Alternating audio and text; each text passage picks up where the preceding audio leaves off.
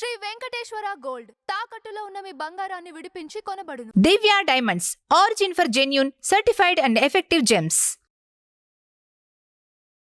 Tea media ప్రేక్షకులకు స్వాగతం, సుస్వాగతం. దినదర్శిని కార్యక్రమంలో పంచాంగం, ఫలితాలు, పరిహారాలు, ఆ రోజు ప్రత్యేకతలు మొదలైనవన్నీ కూడా మనం తెలుసుకుంటున్నాం. తెలుసుకుని కొంతవరకు ఆచరించడానికి ప్రయత్నిస్తున్నాం. ఆగస్టు 11 సోమవారం నాడు ఈరోజు ఏంటి అనేది తెలుసుకుంటే కనుక సూర్యోదయం ఉదయం 6 గంటల 2 నిమిషాలకు అవుతుంది. అస్తమయం అనేది 6 గంటల 41 నిమిషాలకు అవుతుంది.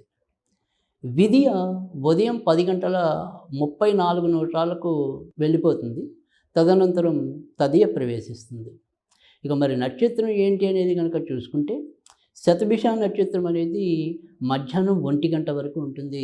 తదనంతరం పూర్వభాద్ర నక్షత్రం రావటం అనేది కూడా ఉంటుంది. దినవారి యోగంలో ఈరోజు అతిగండ యోగం అనేది రాత్రి 9 గంటల 35 నిమిషాల వరకు కూడా ఉంటుంది. ఆ పైన సుకర్మ యోగం అనేది వస్తుంది. మరి రోజువారీ శుభముహూర్తాల విషయానికి వస్తే అభిజిత్ లగ్నం అనేది ఉదయం 11 గంటల 56 నిమిషాలకు ప్రారంభమై మధ్యాహ్నం 12 గంటల 47 నిమిషాలకు ముగుస్తుంది. బ్రహ్మముహూర్తం అనేది తెల్లవారుజామున 4 గంటల 31 నిమిషాలకు ప్రారంభమయ్యి మరి తెల్లవారుజామున 5 గంటల 17 నిమిషాలతో పూర్తవుతుంది. అమృత గడియలు ఉదయం 6 గంటల 4 నిమిషాలకే ప్రారంభమవుతాయి. 7 గంటల 36 నిమిషాలకు ముగుస్తాయి. ఇక విజయముహూర్తం అనేది ఎప్పట్లాగానే మధ్యాహ్నం 2 గంటల 28 నిమిషాల నుంచి 3 గంటల 18 నిమిషాల వరకు ఈ విజయముహూర్తం అనేది ఉంటుంది. ఇక ఇప్పుడు మనం ఏదైనప్పటికీ కూడా ఈ వర్జించవలసిన సమయాల గురించి మాట్లాడుకుంటే వర్జం అనేది రాత్రి 7 గంటల 6 నిమిషాలకు ప్రారంభమై రాత్రి 8 గంటల 37 నిమిషాలకు ముగుస్తుంది. దుర్ముహూర్తం మధ్యాహ్నం 12 గంటల 47 నిమిషాలకి ప్రారంభమై మధ్యాహ్నం 1 గంట 37 నిమిషాల వరకు కూడా ఉంటుంది. అయితే సోమవారం నాడు మళ్ళీ తిరిగి మధ్యాహ్నం 3 గంటల 18 నిమిషాలకి ప్రారంభమై 4 గంటల 9 నిమిషాల వరకు కూడా ఈ దుర్ముహూర్తం అనేది ఉంటుంది. ఇక ఈరోజు మరి ఏదైనప్పటికీ కూడా మనం రాహుకాలం కనుక చూసుకున్నట్టయితే ఉదయం 7 గంటల 36 నిమిషాలకు ప్రారంభమై 9 గంటల 11 నిమిషాలకు రాహుకాలం అనేది ముగుస్తుందన్నమాట. ఇక ఈరోజు మరి తారాబలం ఎవరికి ఏ రకంగా ఉన్నది చూసుకుంటే ఈరోజు మరి శతభిష నక్షత్రం అనేది మధ్యాహ్నం 1 గంట వరకే ఉంటుంది. కనుక ఈ మధ్యాహ్నం 1 గంట వరకు నేను చెప్పబోయే నక్షత్రాల వారికి తారాబలం బాగుంటే ఎవరికైతే ఏ నక్షత్రాలు అయితే నేను వదిలేశానో వాళ్ళందరికీ కూడా మధ్యాహ్నం 1 గంట తర్వాత అనుకూలమని అర్థం చేసుకోగలరు. ఇక మరి మేషరాశిలో విషయానికి వస్తే అశ్విని నక్షత్రము, కృత్తికా నక్షత్రం వారికి, వృషభ రాశిలో వస్తే కనుక కృత్తికా నక్షత్రము, మృగశిర నక్షత్రం వారికి, మిథున రాశి విషయానికి వస్తే కనుక మరి మృగశిర నక్షత్రం వారికి, పునర్వసు నక్షత్రం వారికి అనుకూలం. కర్కటక రాశి విషయానికి వస్తే కనుక ఆశ్లేష నక్షత్రం, తర్వాత మరి ఇంచుమించు 3 నక్షత్రాల వరకు కూడా అనుకూలకంగానే ఉంటుందని చెప్పచ్చు. సింహరాశి విషయానికి వస్తే కనుక మఖ నక్షత్రం, ఉత్తర నక్షత్రం వారికి అనుకూలం. కన్యారాశి విషయానికి వస్తే కనుక హస్త నక్షత్రం, చిత్తా నక్షత్రం వారికి, హస్త నక్షత్రం వారికి వ్యతిరేక ఫలితాలు అయితే కనుక చిత్తా నక్షత్రం వారికి, ఉత్తర నక్షత్రం వారికి మంచి ఫలితాలు ఉంటాయి. తులారాశి విషయానికి వస్తే కనుక స్వాతి నక్షత్రానికి మినహాయిస్తే మిగతా 2 నక్షత్రాల వారికి అనుకూలం.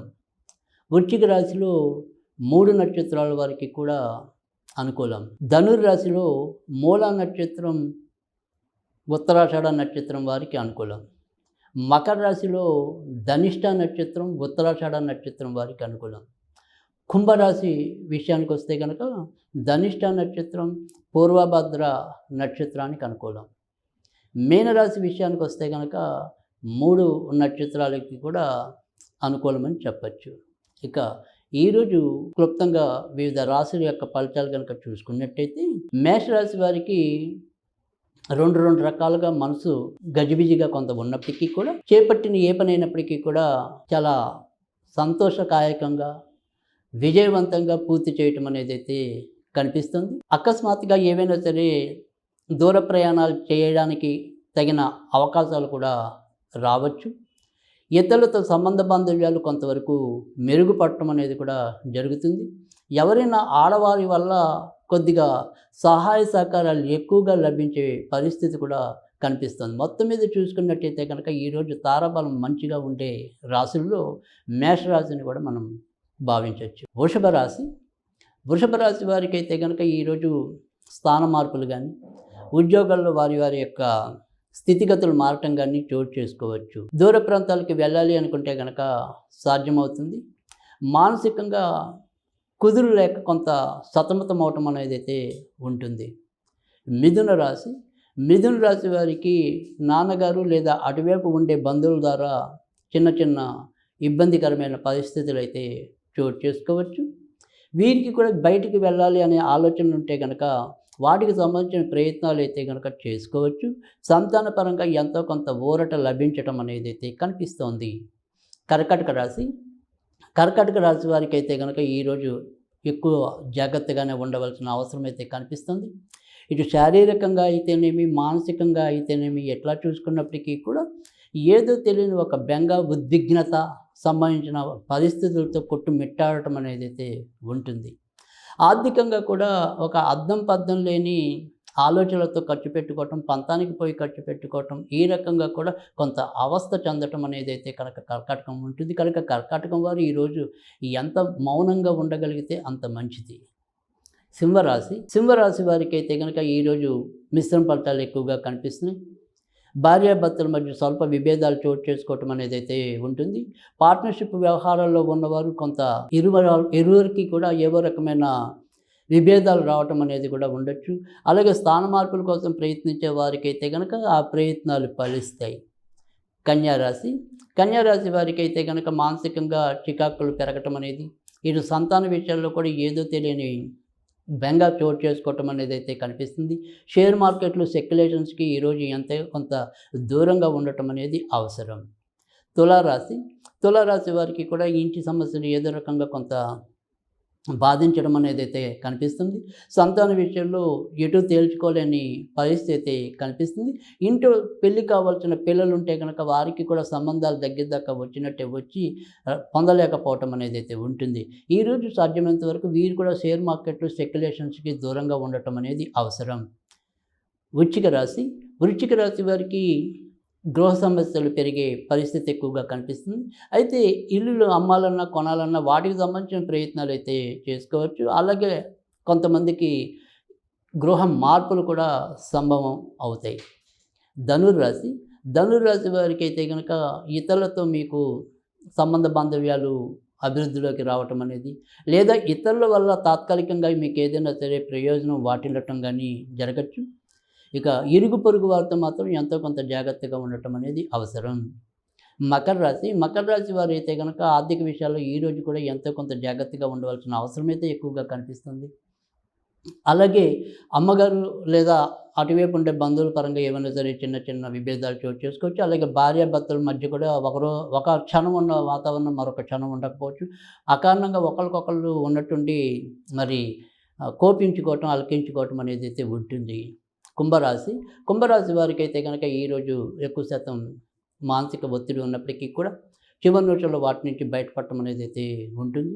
ఇక ఆశ వదిలేసుకున్నది ఏదైనా కానీ ఒక స్త్రీమూర్తి వల్ల అది ఎంతో కొంత ముందుకు రావడానికి అవకాశం ఎక్కువగా కనిపిస్తుంది. మీనరాశి వారికి అయితే కనుక చేపట్టిన ఏ పని అయినప్పటికీ కూడా ఈరోజు కూడా ఎంతో కొంత ఖర్చులు పెరిగేలాగానే కనిపిస్తుంది. విదేశాలకు వెళ్ళాలి అనుకుంటే కనుక సాధ్యమవుతాయి. అలాగే మీరు విదేశాలకు కాకపోయినా కూడా ఉన్నట్టుండి ఏదైనా సరే ప్రయాణాలు చేయవలసిన అగత్యం ఏర్పడుతూ దైవిక చింతన అనేది పెరుగుతుంది. ఇక ఈరోజు విశేషాల్లోకి వస్తే కనుక ఈరోజు మరి సద్గురు రాఘవేంద్ర స్వామి ఆరాధనోత్సవాలు చేసుకోవటం అనేది కూడా ఉంటుంది. అలాగే మరి కొన్ని చోట్ల మాస్టర్ ఈకే గురు పూజ మహోత్సవాలు కూడా ఈరోజు చేసుకోవటం అనేది అయితే ఉంటుంది. అలాగే శ్రావణ తృతీయ సోమవారం మరి ఈరోజు మనందరం కూడా మన జాతకంలో ఎటువంటి పరిహారాలు పాటిస్తే మంచి జరుగుతుంది అనేది కనుక చూసుకున్నట్టయితే ఈరోజు మరి మధ్యాహ్నం నుంచి ముఖ్యంగా మనకి ఈ పూర్వభద్ర గురువుకి సంబంధించిన నక్షత్రం ఉంటుంది. అలాగే రాఘవేంద్ర స్వామి ఆరాధన అనేది కూడా ఉంది కనుక ఈరోజు మనం ఏదైనా సరే మన అందరికీ తెలిసిన శ్లోకాన్ని 12 సార్లు లేదా 21 సార్లు అంటే గురు బ్రహ్మ గురు విష్ణు గురుదేవో మహేశ్వర గురు సాక్షాత్ పరబ్రహ్మ తస్మై శ్రీ గురువే నమః అనేది ఈరోజు మరి కనీసం 12 సార్లు లేదా 21 సార్లు చదువుకోవటం వల్ల మంచి ఫలితాలు ఉంటాయి. అలాగే మీరు స్నానం చేసే నీటిలో కొద్దిగా గంధం కలిపి స్నానం చేసినట్టయితే కనుక కూడా మంచి ఫలితాలు రావటం అనేది అయితే ఉంటుంది.